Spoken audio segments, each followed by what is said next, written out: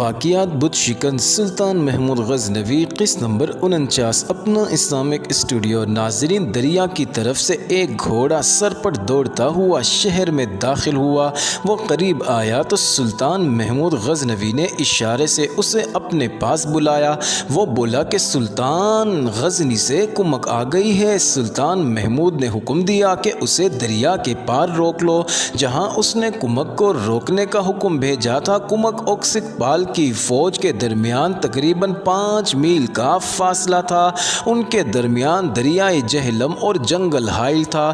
ناظرین، سلطان محمود نے کمک کے سالار کو گلے لگایا اور گال چوم کر کہا، تم میرے لیے آسمان سے اللہ کی غیبی مدد بن کر اترے ہو۔ اگر تم کل آتے تو میں بتا نہیں سکتا کہ ہم تم کو اس زمین پر کس حال میں ملتے۔ میری باتیں غور سے سنو۔ تم سے 5 میل دور لاہور سے آنے والی دشمن کی فوج پڑاؤ کیے ہوئے ہے۔ وہ صبح یا اس سے کچھ پہلے شہر کا محاصرہ کرے گی یا پھر یلغار کرے گی۔ تم اپنی فوج کو صبح طلوع ہونے سے پہلے تمام دستوں کو دریا پار کرا لینا، لیکن شور شرابہ نہ ہو، بلکہ خاموشی سے یہ کام سر انجام دینا ہے، اور دستے نشیبی جگہوں میں رہیں اور صرف دید بان کہیں چھپ کر رہیں۔ میں ہندوؤں کو محاصرہ کرنے کی مہلت نہیں دوں گا۔ ایک پیادہ دستہ آگے بھیجوں گا جو دشمن سے ٹکر لے کر پیچھے ہٹے گا۔ دشمن آگے آئے گا، تم ذرا بلندی پر رہ کر سب دیکھتے رہنا، سب کچھ سمجھتے ہو۔ دشمن کا پہلو ہمارے سامنے ہوگا اور تم اس کے عقب میں آسانی سے جا سکو گے۔ دشمن کے سامنے اور بائیں پہلو کو میں سنبھال لوں گا۔ ناظرین، راجہ سکپال اور اس کے سینہ پتی راج گوپال نے صبح طلوع نہ ہونے دی۔ سلطان ابھی نماز سے فارغ ہی ہوا تھا کہ اسے اطلاع دی گئی کہ ہندوؤں نے پیش قدمی شروع کر دی ہے اور دشمن کی ترتیب محاصرے کی ہے، یعنی فوج پھیلی ہوئی آ رہی ہے۔ شہر کے قریب پہنچ کر اس فوج کو مزید پھیلنا تھا اور محاصرہ مکمل کرنا تھا۔ ناظرین، سلطان کی یہ چال ناکام ہو گئی کہ ایک پیادہ دستے کو آگے بھیج کر دشمن پر حملہ کروا کر دستہ واپس آ جائے گا۔ سلطان نے دیوار پر چڑھ کر دیکھا تو اسے 1 میل دور دشمن کی فوج کا پھیلاؤ نظر آیا۔ ناظرین، سلطان نے اپنے سالار سے کہا کہ ایک دستے کے 2 حصے کر دو اور دونوں بیک وقت دشمن کے دائیں بائیں پر حملہ کریں، دشمن کو دبانے کی کوشش کریں۔ شہر میں فوج تیار کھڑی تھی۔ تھوڑی دیر بعد ہی شہر سے 500 سواروں کا ایک دستہ نعرہ تکبیر بلند کرتا ہوا نکلا اور تھوڑی دور جا کر وہ 2 حصوں میں تقسیم ہو گیا۔ ان کے رخ دشمن کے پھیلاؤ کے سروں کی طرف تھے۔ راج گوپال نے تیزی سے یہ چال چلی کہ پھیلاؤ کو سکیڑ لیا تاکہ شہر سے نکلنے والے دستوں کو گھیر لیا جائے۔ اتنی دیر میں سلطان کے سواروں نے پہلوؤں پر حملہ کر دیا۔ ناظرین، سلطان دیوار پر کھڑا باہر کا منظر دیکھ رہا تھا۔ سلطان نے ایک پیادہ دستہ نکالا اور اسے دشمن کے بائیں پہلو پر حملہ کرنے کا حکم دیا۔ ناظرین، سلطان کی ہدایات کے مطابق سلطان کے سوار اور پیادہ پیچھے ہٹنے لگے اور دشمن کا دھیان بائیں پہلو پر ہو گیا۔ اس طرح دشمن کے محاصرے کی ترتیب ٹوٹ اور دشمن کی پشت ادھر ہو گئی جدھر سلطان نے آنے والی کمک کو روک رکھا تھا۔ کمک کا سالار نعمان ایک تجربہ کار سالار تھا۔ اس نے ہندو فوج کی پشت پر حملہ کر دیا۔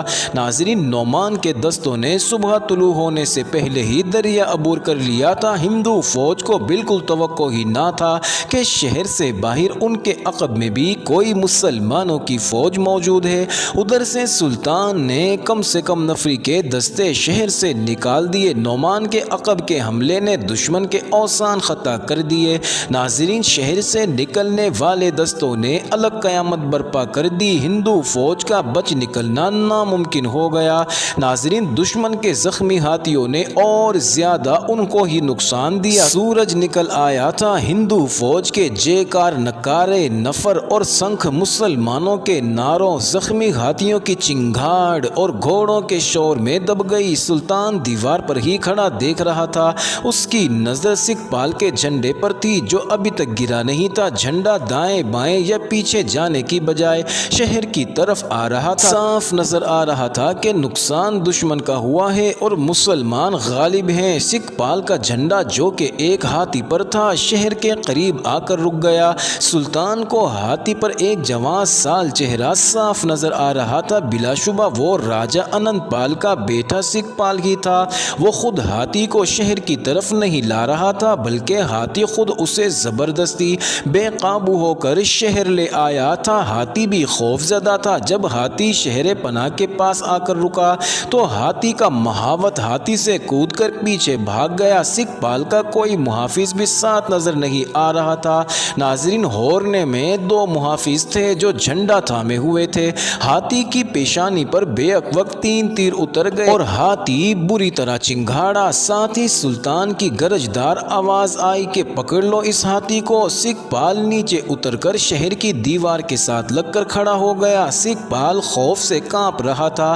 سلطان کے حکم پر سکھ پال کو گرفتار کر لیا گیا اور اسے اوپر دیوار پر لے جایا گیا۔ سلطان نے سکھ پال سے ہاتھ ملاتے ہوئے کہا کہ گھبراؤ نہیں لڑکے، ہم تمہاری جرت کی تعریف کرتے ہیں، لیکن کوچ کرنے سے پہلے اپنے باپ سے پوچھ لیا ہوتا کہ غزنی کی فوج سے ٹکر لینے کی کتنی قیمت چکانی پڑتی ہے۔ یہاں سے اپنی جنگی قوت کا انجام دیکھ لو۔ ناظرین، سکھ پال نے نظر اٹھا کر میدان میں دیکھا تو اسے ہر طرف اپنی بکھری ہوئی فوج کا کشت و خون ہوتا ہوا نظر آیا اور ہر طرف مسلمان دندناتے اور نعرے لگاتے ہوئے نظر آ رہے تھے۔ جن ہاتھیوں پر ہندو فوج کو ناز تھا وہ زخمی ہو کر ادھر ادھر چنگھاڑتے اور بھاگتے نظر آ رہے تھے۔ سکھ پال ابھی تک کانپ رہا تھا۔ اسے اپنا حسینہ پتی راج گوپال بھی کہیں نظر نہیں آ رہا تھا۔ سکھ پال نے کانپتے ہوئے سلطان سے پوچھا کہ میرے ساتھ کیا سلوک کیا جائے گا؟ ناظرین، سلطان نے کہا کہ اپنی قسمت کا فیصلہ خود کرو۔ فیصلہ کرنے سے پہلے یہ سوچ لو کہ تمہارے بت اور تمہاری مورتیاں تمہاری کوئی مدد نہیں کر سکتی۔ ایک اللہ کو مانو اور صرف اسی کی عبادت کرو۔ اسی اللہ نے مجھے اس تیسری فتح سے نوازا ہے۔ ناظرین، سکھ پال نے کہا کہ میں اپنے مذہب سے بیزار ہوں۔ سلطان نے مولوی سعید اللہ کو بلایا اور کہا کہ اسے ساتھ لے جاؤ۔ یہ قیدی نہیں ہے اور ساتھ آزاد بھی نہیں ہے، یہ اپنے مذہب سے بیزار ہے۔ ناظرین، مولوی سعید اسے اپنے ساتھ لے گیا۔ سلطان محمود نے حکم دیا کہ اس نوجوان کی خوب خاطر تواضع کی جائے۔ تیسرے روز سلطان نے ملتان کی طرف کوچ کا حکم دے دیا۔ سلطان کے سامنے 200 میل کی مسافت تھی۔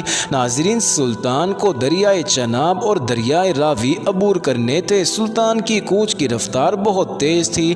بیل گاڑیاں سست تھیں۔ سلطان نے قیدیوں کی زنجیریں کھول کر لوہے کے کڑے ان کی گردنوں میں ڈلوا دیے تھے تاکہ پہچانے جہاں کہیں کیچڑ، دلدل یا کسی اور وجہ سے بیل گاڑیوں کی رفتار سست ہونے کے امکانات ہوتے تو وہاں یہ قیدی بیل گاڑیاں دھکیل کر رفتار سست نہ ہونے دیتے۔ ناظرین، ملتان میں داؤد بن نصر اس اطلاع کا منتظر تھا کہ لاہور اور بٹھنڈا کی فوج تیار ہے اور وہ بھیرا کو محاصرے میں لینے کے لیے کوچ کرے۔ اسے یہ اطلاع دینے والے بھیرا میں سلطان کے قیدی بن چکے تھے۔ داؤد خود بھی کوچ کرنا نہیں چاہتا تھا، وہ تو بس ہندوؤں کے نمک کو حلال کرنے کے لیے اپنی فوج کو تیار رکھے ہوئے تھا۔ ناظرین، داؤد بن نصر کو بھیرا سے تو کوئی اطلاع نہ پہنچی مگر اسے یہ اطلاع ملی کہ ایک بڑی فوج بڑی تیز رفتاری کے ساتھ شہر کی طرف بڑھ رہی ہے۔ داؤد دوڑا ہوا شہر کی دیوار پر چڑھ گیا اور ایک برج پر کھڑے ہو کر دیکھا کہ فوج شہر کے بالکل قریب پہنچ گئی تھی۔ داؤد نے فوراً شہر کے دروازے بند کرنے کا حکم دیا اور اپنی فوج کو محاصرے میں لڑانے کے لیے دیوار کے قریب جمع کر لیا۔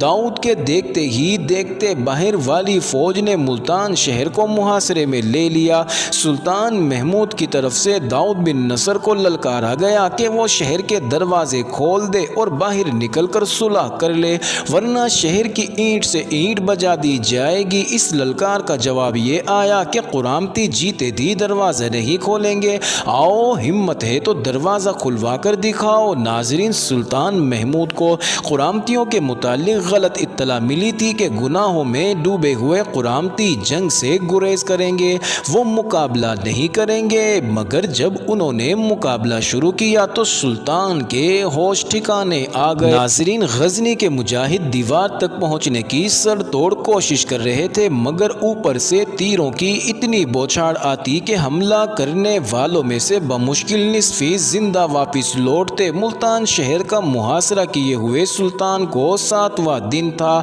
8ویں دن سلطان نے اپنے سپاہیوں سے کہا کہ محاصرہ زیادہ طویل نہیں ہونا چاہیے۔ سلطان نے ملتان شہر کی فصیل کے گرد گھوم کر دیکھا اور اپنے سپاہیوں سے کہا کہ ہمیں محاصرہ طویل کر کے یہاں نہیں بیٹھے رہنا اور نہ ہی ہمارے پاس اتنا وقت ہے۔ اللہ نے تم کو ہر میدان میں فتح دی ہے، اس لیے مجھے پورا یقین ہے کہ تم اس دیوار کو بھی توڑ لو گے۔ اپنے اللہ کے نام پر قربان ہو جاؤ، یہ وہ دشمن ہے جس نے حق میں باطل کی آمیزش کی ہے۔ سلطان نے اپنی فوج کو جوش دلایا اور شہر کا محاصرہ توڑ کر فوج کو شہر کی دیواروں کے سامنے کھڑا کر دیا۔ ناظرین، سلطان نے درخت کٹوائے اور ان کے سیدھے ٹہنے کاٹ کر 2 ہاتھیوں کے درمیان سیدھے بندوا دیے۔ ناظرین، ہاتھی دوڑتے ہوئے شہر کی فصیل کی طرف جاتے اور سیدھے شہتیر دروازے سے ٹکراتے۔ بیلوں کو بھی استعمال کیا گیا، انسانوں نے بھی دروازے توڑنے کی بھرپور کوشش کی۔ یہ سلسلہ 3 دن تک جاری رہا۔ اوپر سے تیروں کا می برسایا جاتا رہا۔ تکبیر کے نعروں کے ساتھ ہاتھی دروازوں سے ٹکراتے اور زخمی ہو کر بھاگتے رہے۔ اندر کی فوج کی توجہ دروازوں کی جانب مبذول کروا کر دیوار میں شگاف ڈالنے کی کوشش بھی کی جاتی رہی۔ شہر کے اندر شہریوں نے قیامت برپا کر رکھی تھی، وہ نعروں اور دھماکوں سے خوف زدہ تھے۔ 2 مورخ عتبی اور انصری لکھتے ہیں کہ اندر کے غیر قرامتی مسلمانوں کو جب یہ پتہ چلا کہ حملہ آور غزنی کے مسلمان ہیں تو انہوں نے اندر سے دروازے کھولنے کی کوشش کی، مگر سب کو قتل کر دیا گیا۔ ناظرین، آخر چوتھے روز داؤد بن نصر نے گھبرا کر سلطان کو پیشکش کی کہ وہ 20,000 دینار سالانہ خراج ادا کرتا رہے گا، اس کی اطاعت کرتا رہے گا۔ ناظرین، بعض مورخین نے یہ رقم 20 لاکھ دینار لکھا ہے، لیکن سلطان نے اس کی یہ پیشکش قبول نہ کی۔ اس نے دروازوں پر ہلہ بول دیا، 2-3 دروازے توڑ لیے گئے۔ ناظرین، قرامتیوں نے اپنے عقیدے کے دفاع کے لیے بے دریغ قربانیاں دیں۔ انہوں نے ملتان کی گلیوں میں مسلمانوں کے ساتھ زندگی کا آخری معرکہ لڑا۔ قرامتیوں کی عورتیں اور بچے بھی لڑے، لیکن ایمان اور مسلمانوں کے جذبے کے آگے سب فنا ہوتے گئے۔ ناظرین، مورخ عتبی اور انصری لکھتے ہیں کہ جب سلطان کو پتہ چلا کہ اندر سے مسلمانوں نے دروازے کھولنے کی کوشش کی اور قرامتیوں کے ہاتھوں قتل ہو گئے تو اس نے تلوار نکال لی اور قرامتیوں کے قتل عام کا حکم دے دیا۔ شہر کے مغرب کی طرف قرامتیوں کا خون ندی کی صورت بہہ نکلا۔ سلطان نے خود اتنے قرامتی قتل کیے کہ سلطان کا ہاتھ خون کی وجہ سے تلوار کے دستے پر جم گیا۔ ناظرین، سلطان کا ہاتھ تلوار سمیت گرم پانی میں رکھا گیا تو اس کی انگلیاں کھلی۔ ناظرین، داؤد بن نصر لاپتہ ہو گیا، بہت تلاش کے بعد بھی نہ ملا اور اس کے ساتھ ہی وہ تاریخ سے بھی لاپتہ ہو گیا اور قرامتی ایک بھولی بصری کہانی کی صورت میں رہ گئے۔ اپنا اسلامک اسٹوڈیو کے معزز ناظرین، یاد رہے کہ قرامتی فرقہ ایک باطل پرست فرقہ تھا جسے مسلمانوں کے قلب میں زبردستی گھسایا گیا تھا۔ اس فرقے کا یہ ماننا تھا کہ جنت اور دوزخ کا کوئی وجود نہیں، سزا اور جزا کا کوئی وجود نہیں، حالانکہ یہ تمام باتیں قرآن پاک کی سینکڑوں آیات میں موجود ہیں۔ ناظرین، سلطان نے قرامتیوں کی عبادت گاہوں کو بھی زمین کے ساتھ ملا دیا۔